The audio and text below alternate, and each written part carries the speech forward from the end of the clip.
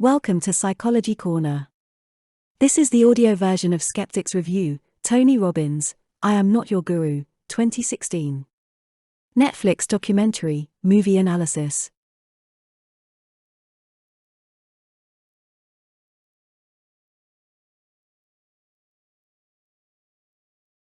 The premise. Over the years, I have heard Tony Robbins' name but knew very little about his activity. I knew he is some sort of motivational speaker or life coach, but the only specific information I had on him until 2 days ago was the fact that he encountered some legal issues after participants at one of his events had a bad firewalking experience under his guidance. With only these elements in mind, I decided to see what he is all about, professional activity-wise, by watching the Tony Robbins, I Am Not Your Guru, 2016 documentary on Netflix. Reluctantly, I hit play. Note: this analysis is not meant as a personal attack on the individuals whose content or craft makes the subject of the series. By no means do I intend to trigger through my content any type of aggressive reactions toward them, their collaborators, or supporters.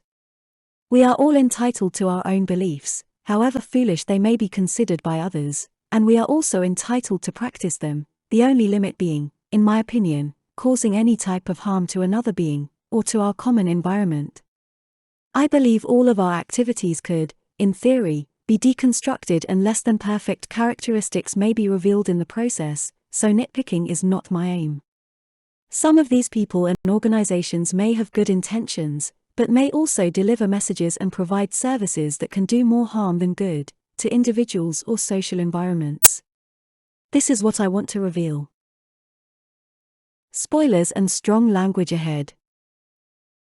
About Tony Robbins and I Am Not Your Guru. According to his website, Tony Robbins is an entrepreneur, #1 New York Times best-selling author, philanthropist, and the nation's #1 life and business strategist.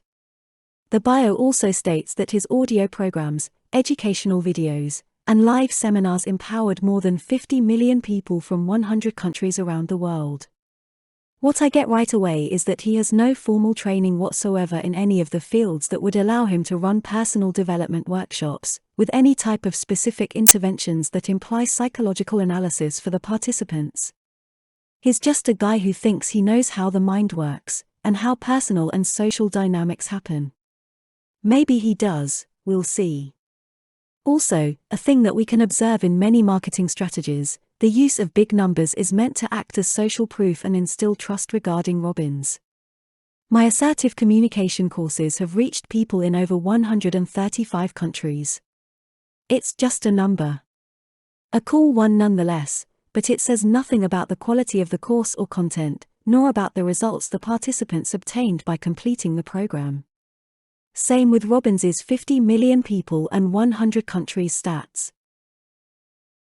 I Am Not Your Guru is a 2016 documentary that follows Robbins over the 6 days in which he is hosting Date with Destiny, one of his annual personal development seminars. The event took place in 2014, and over 2,000 people attended. As I have never seen him work before, I did not know what to expect from the 2 hours of content. I decided to keep a record of my reactions and thoughts throughout the viewing session, and transform them into the analysis that you can find below.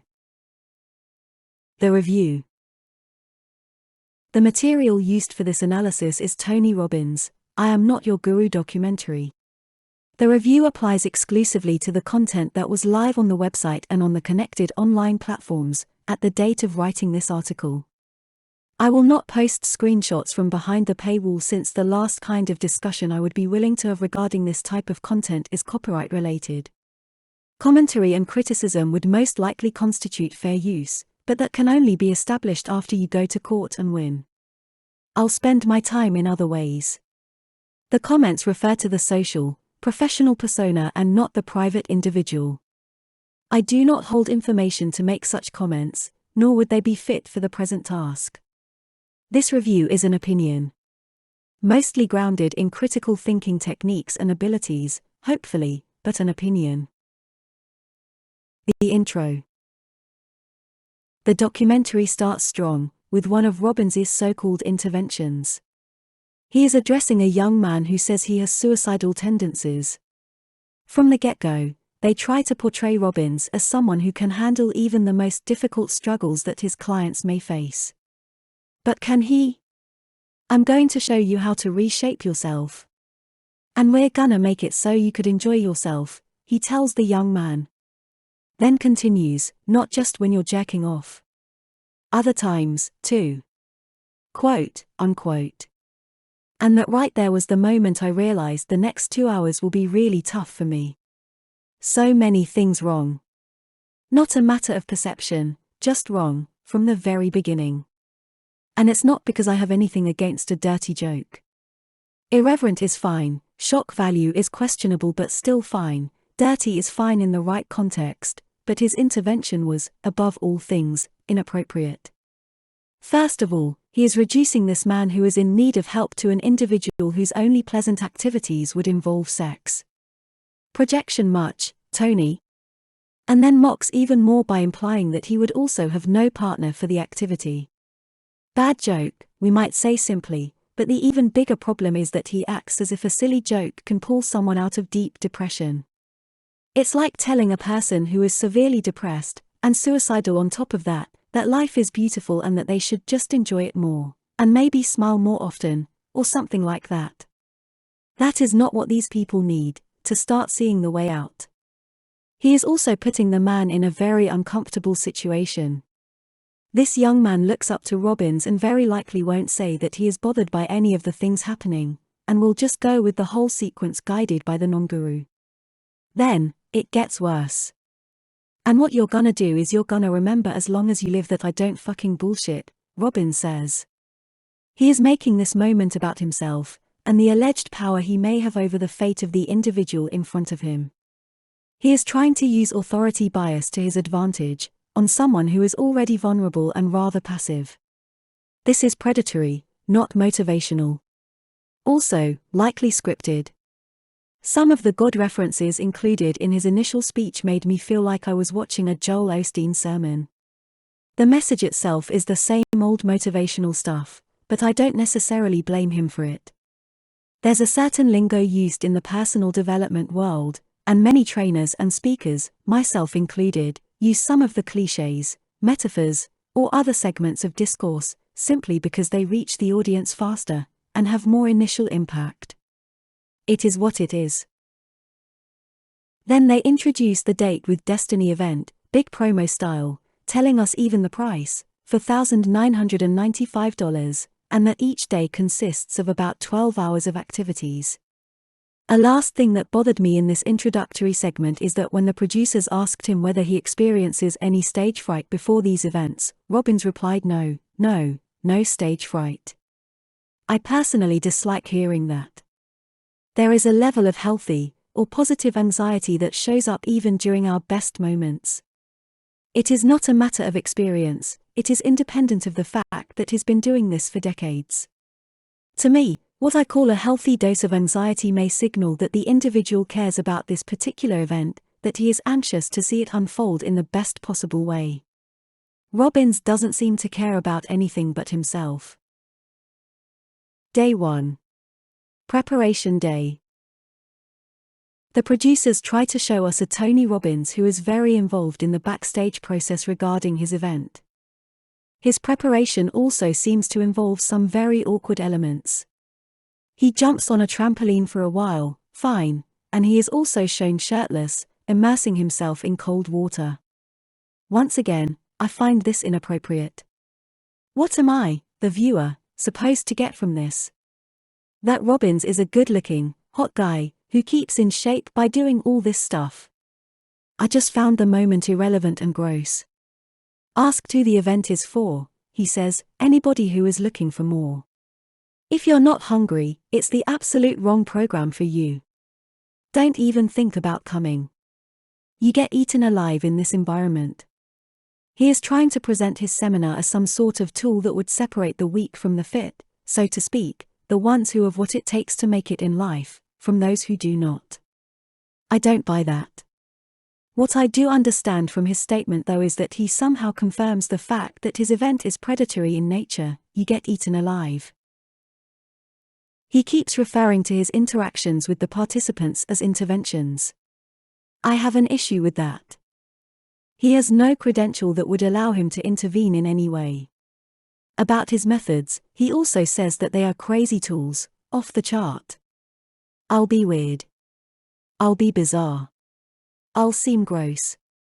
Mission accomplished. I'll use the science of taboo language, whatever that means, because words have the power to pierce the conscious mind. Quote, unquote. Wow, he sounds really smart. Thing is, these are just sciencey words with zero meaning when put together in the context of psychological analysis and transformation. I'll do whatever the effort takes to break the pattern, so you can reclaim who you really are, he says. Here's the thing, Tony.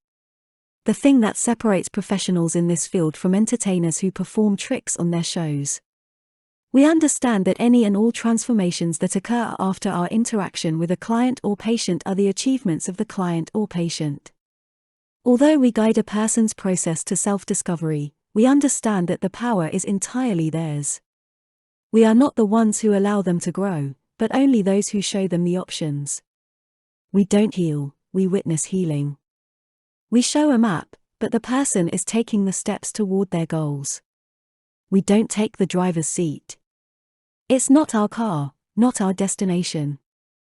To put it simply, personal development and psychotherapy professionals do not put themselves at the center of a person's life achievements. The hypocrisy of his statement, that he breaks the pattern so that the person can reclaim who they really are, is that it doesn't align with the whole freaking I am not your guru thing. He only seems to use the idea when he wants to shift responsibility. Otherwise, he seems glad to assume all the credit. Back to the event. There's a scene with people running to their seats after the registration process. Why? You pay $4,000 and you're not assigned a seat. Are you that narcissistic that you want to create the illusion of people actually fighting over a seat at your event? A seat that they've already paid for. That's disrespectful toward his paying audience and sets the tone for an abusive, humiliating environment that eats you alive. It all makes me think of an MLM event. The crowds, the room, the secondary trainers who do some warm-up exercises with the participants before Robbins shows up. At this point I expect him to walk out on stage and present a protein shake or something. But I wasn't going to have my fantasy, 'cause when he got on stage he started singing. Dance moves and all. Lip-synced, I guess. Very NSYNC of him. Then, more MLM-like stuff happens. His team in the crowd animates the audience as best they can. Tough job, considering the boring stuff that's happening on stage. Some men seem to fangirl over Robbins a little too much. Cringe upon cringe upon cringe.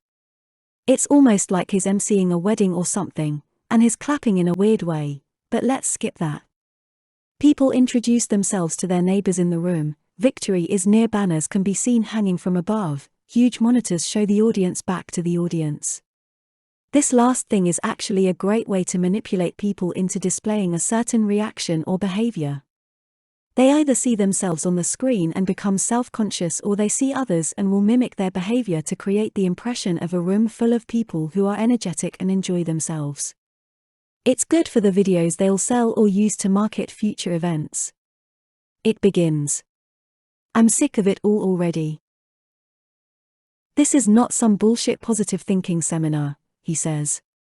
And I laugh, because it fucking is. It's worse than that even. You'll see why. He has this weird way of treating his audience as puppies who need to be trained, and makes them verbally validate what he says and comply with his version of things, as a group, by saying or doing different things. It's strange, demeaning, and almost cult-like. These things are also part of those really annoying sales techniques, getting the person to agree with you before you make your pitch, etc. They're bad, but they still work. So Robbins is using them every 3 seconds. He doesn't really say anything meaningful. The only things that trigger reactions from his audience are the swear words and the dirty jokes. That's his main set of methods. People have notebooks and I wonder what exactly would they write in them because this non-guru is not saying anything worth remembering. Anyway, it is time for the first intervention, which was brutal for me to watch.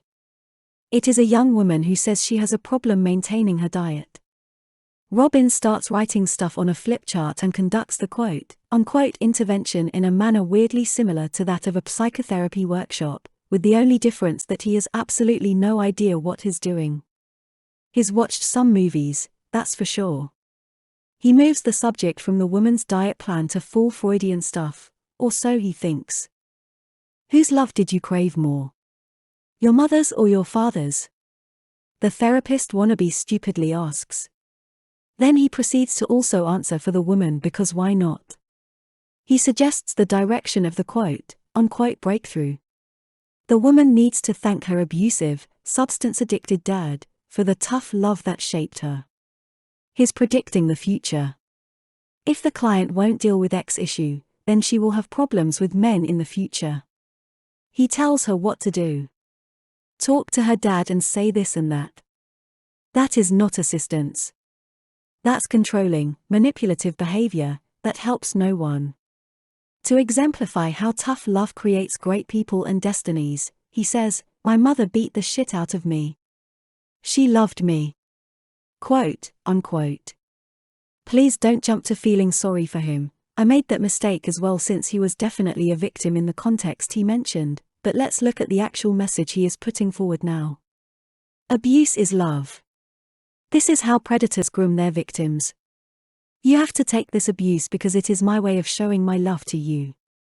There's one thing to acknowledge the role of adversity in one's life and a whole other thing to glorify it and to make it look like that's the only way that can get one to become a great person. Adversity is not the only medium for lessons and growth opportunities. This woman started with an issue regarding her diet, ended up with a pseudotherapy session. And a bad one, too. Later in the documentary, we come to know that this woman's relationship with her dad improved right after Robbins's intervention, with a phone call and a text message. He must truly perform miracles, right? At the end of this segment we see Robbins and his team selecting the individuals for potential future interventions because yes, they have files on them, from the various exercises they do with the secondary trainers. He says he selects them via intuition and by being in the moment. Yet, they have files on these people and he ends up contradicting himself about this selection process, again, minutes later. Day 2. Evaluation Day. The day starts with feedback sessions. The participants, now divided into several teams, work with a designated secondary trainer. In fact, most of this 6-day seminar seems to be guided by other trainers and the time with Robbins seems to be rather limited. For $4,000 plus, I would expect he would show up more during the day to do the work. Anyway, these team exercises may account for a good part of the event's success. People get to connect with others, and listening to various testimonials reinforces one's trust in Robbins's methods and results. Social proof is a powerful validator. Just in case we didn't get the fact that this is a big, international event, producers show us the simultaneous translation booths where interpreters repeat in different languages the few words Robbins uses during his interventions. Anyway, the element is once again not relevant for proving the quality of his methods. The cuts to his trampoline jumping annoy me more and more. Another intervention. A woman describes relationship problems. He goes into pseudotherapy again. Father issues are the cause, he thinks. He keeps saying variants of fuck every 3 seconds. Apparently, he's both intelligent and cool, but I get no valid evidence for any of those things. He says that this is him using direct language, he's being straightforward. That would be great, but since his message is null, the expletives do not add anything to the style. There's just a big guy on the stage using foul language to absolutely no benefit for those who paid $4,000 to see him. I don't know about you, but I wouldn't pay $4,000 to hear anyone swear for 6 days straight and then also imagine I have gotten great value out of that time. Back to the intervention, Robbins seems to only know 1 or 2 tricks from rather invalid psychotherapy methods. If the client's dad was a bad guy, then adversity made you strong. If the client's father was a good guy, then you grew up to be entitled and don't know how to handle adversity. To top this cheap, reductionist view, he adds some sexist remarks, claiming that men don't usually like to talk about their feelings, or in general, and that those men who actually talk must be quote-unquote feminine men. This happens mainly because I think he sees himself as an alpha male, a label which in itself supports some criticism when it comes to describing personality traits, while considering all other men beta. I see him as a faux alpha, or alpha wannabe, because the only contexts in which he can assume that position are those that he himself creates and where he can bully his way to social recognition. Atrocious intervention moment. He seemingly makes the woman call her boyfriend during the event to break up with him. Why? Because Robbins is a jerk who thinks that their relationship is meant for failure, and he encourages the client to agree to his view, that she indeed is not happy in this relationship, even though she stated a different thing just moments before, and make the call right then and there. Now, I personally believe this moment was staged, just like the other key interventions presented in the documentary. However, the message this seminar segment conveys to the public is the true damage. He is manipulating his client in the worst way possible, making her think that this is indeed her choice and not his direction. "I am not forcing you to do this," he says. Actually, he is. He is putting her on the spot, in front of a big and now overhyped crowd, while he claims the guru position. Yes, guru, know-it-all. Because this faux alpha male is actually a coward at heart, he shifts responsibility from him to the client. Should anything go wrong, he did not make her do it. Right? The show made no mention of whether the guy on the phone was asked for permission to become part of the seminar or whether he was even informed that he is on speaker. But it doesn't matter, because this is not about him, nor about the woman. This is about Robbins and his image of a mentor so powerful that he can see the solutions in a second, and may trigger change into one's life in a moment. I think this is a douchebag move. Staged or not, even suggesting that this kind of method would be an okay approach during a personal development event is a horrible message to convey to an audience. Netflix presents Robbins' methods as unorthodox. No, they are just crap. This is abusive behavior from a guy who has absolutely no understanding or knowledge regarding the human mind and social interactions. He promotes a thug mentality while capitalizing on those whom he can victimize in various ways. His explanation for his methods is laughable, or at least it would be just laughable, were it not for the incredibly negative effects of his coaching. I watch what their body tells me is right, quote unquote. WTF does that even mean? You know it's true because when it's true, their whole nervous system responds, quote unquote. So now Robbins is a walking, talking CT scanner or something similar. Work done for the day, insert clapping, so the non-guru guru goes back to the house where he engages in vocal training of some sort. Mega cringe moment. Guys tone deaf AF. To distract myself from the noise, I contemplate on how many guys and gals must have bought a trampoline just to emulate the non-guru guru's behavior. Fast forward a bit. Later in the show, the woman featured in this segment said she actually was not happy with the way Robbins treated her. She said that even though she understood why that happened, Robbins treated others in a nice manner while toward her he displayed dickhead behavior. Her label. I agree. Day 3. Discovery Day. Once again, we see Robbins and his team sifting through the client's files and choosing the ones they'll work with later in the seminar. I suppose this is how they ensure high-impact issues are being addressed during the event. Also, this process allows him to come up with a method and solution before he even starts the interventions. Then he forces that solution onto the person he's working with. Told you the guy's a coward. What worries me, even more, is that from what they show in the film, people approach him with issues worthy of actual psychotherapy or even psychiatric interventions. Addictions, suicidal tendencies, even pain caused by autoimmune diseases. And he is not denying that role. I never heard him refer someone to a mental health professional or medical doctor. He simply acts as the answer, in capitals. Even though he has zero credentials and training, and he even lacks the common sense to guide him in a decent manner through it all. He actually cannot help anyone, regardless of their issue. He's a one-trick pony in his events.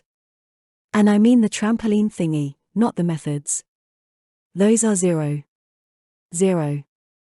Also, given the editing of the documentary, or maybe this is the actual case with Tony Robbins' events, the participants seem to spend most of their time doing irrelevant stuff such as writing in some workbooks, things that they could have done on their own, at home, for way less than $4,000. While they're getting ready for a new intervention, Robbins talks to his team and says, about a participant, I want to know what she looks like cause I'm not gonna waste time on her. He also did this thing where he asked the audience who's really fucked up, quote from memory, and said that those individuals are attention grabbers, so now he knows not to engage with them. Maybe he could have asked that before they've paid for the tickets. Since he thinks they're not worth his time. Just saying. Anyway, this phony selection segment is meant to make his audience members feel really special if he were to choose them for individual work. Once again, manipulation technique. In fact, this is all there seems to be to him and his brand. The show revisits the subject of Robbins's relationship with his abusive mom. If true, I feel for him since he is a victim. However, his past is not a ticket toward abusing others.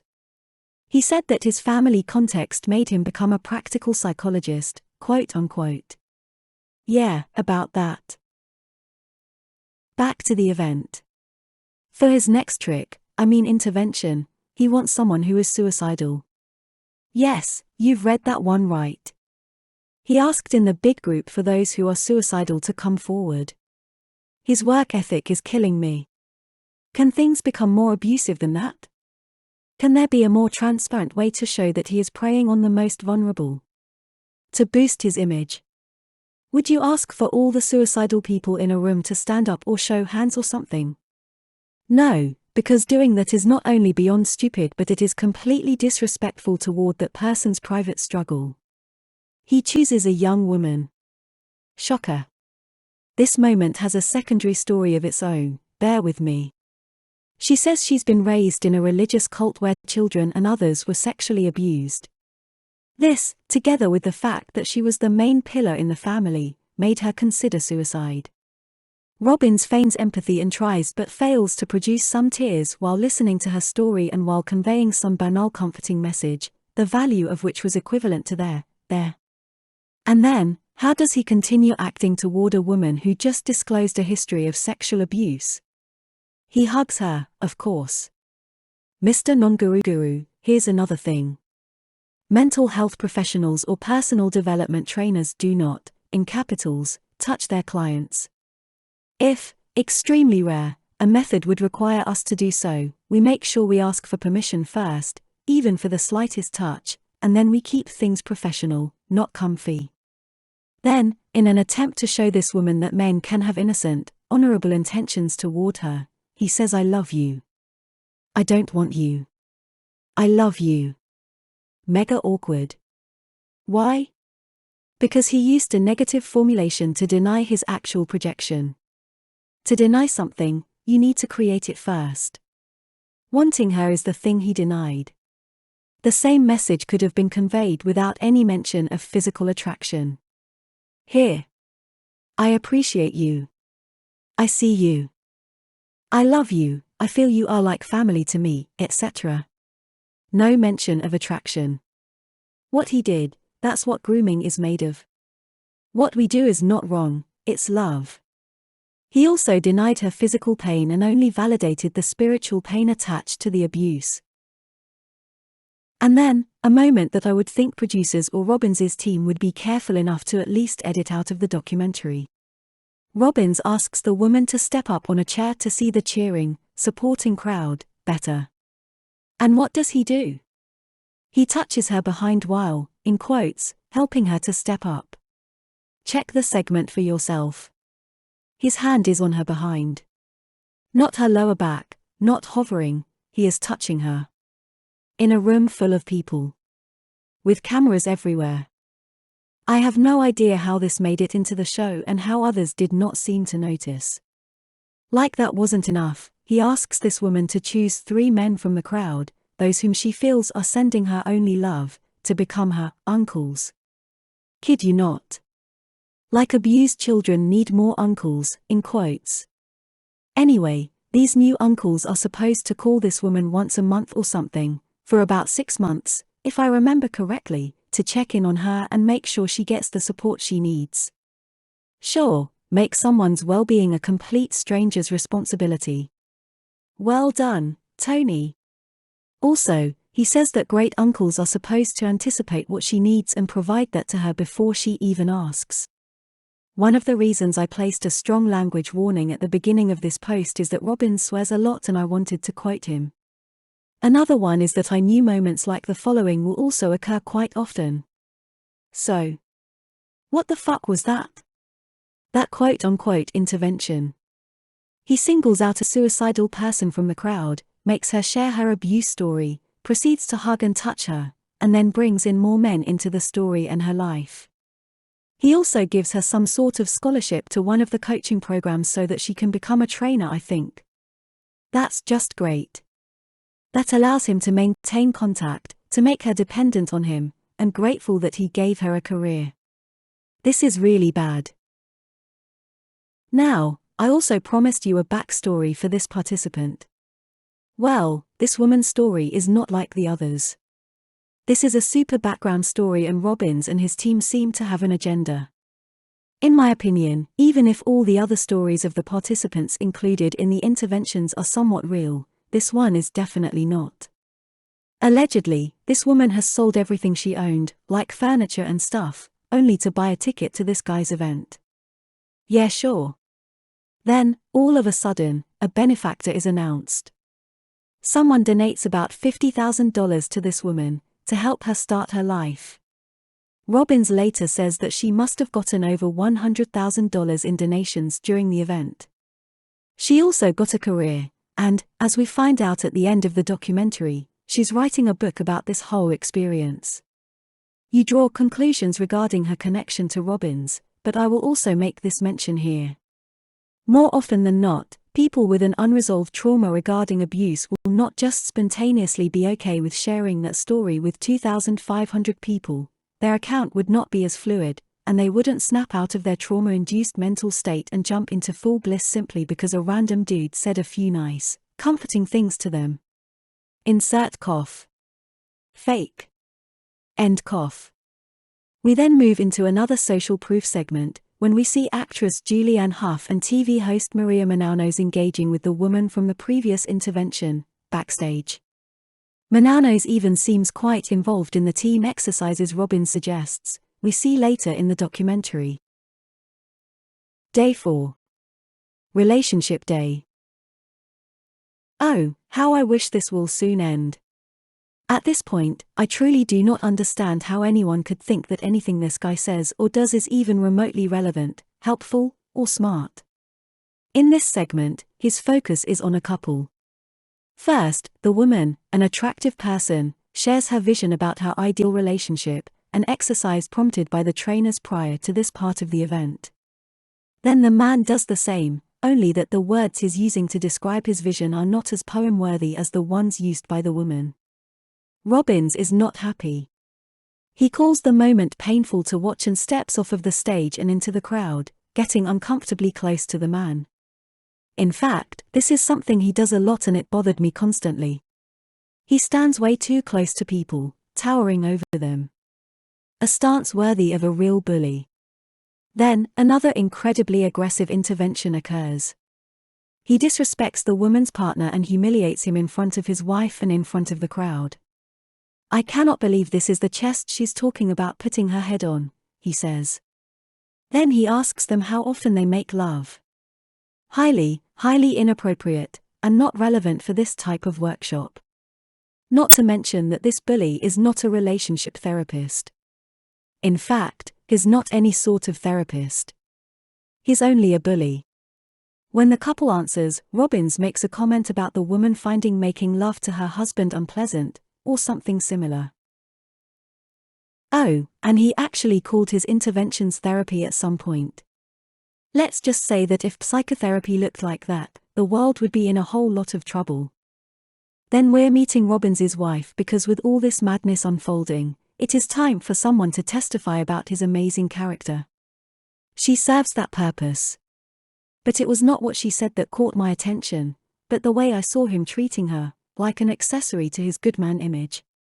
Even though they are present on stage together at times, the non-guru seems to completely ignore his wife's presence unless it's scripted into the program to acknowledge her.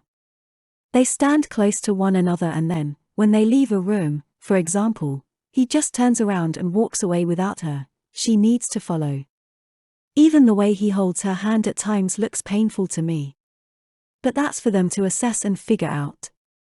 What I want to add here though is the fact that I find the way they treat the audience quite inappropriate. I understand being close to the participants and making them feel appreciated and welcome, but these people continuously hug and kiss participants. Watching this makes me very uncomfortable. The couple from the previous intervention also offered an update about their relationship after the previous day. They let everyone know that they've made love and it was fantastic and now they're considering having children.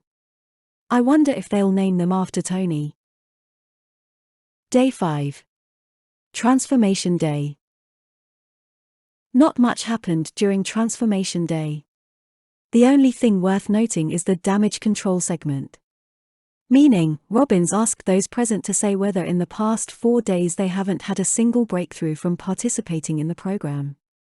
I cannot remember, and I took no notes on the explanation he gave, but I know that responsibility was once again placed with the participant. Worksheets seem to be ever present in this seminar. He could just sell those online and be over with. I keep getting this feeling that he's treating the audience as if they're kids or sees them as being way too passive and weak to figure any of the bullshit out, or call him out for anything. And in a sense, he is correct. These people seem mesmerized by him, or are simply too embarrassed to admit that they've been scammed. Day 6. Integration Day.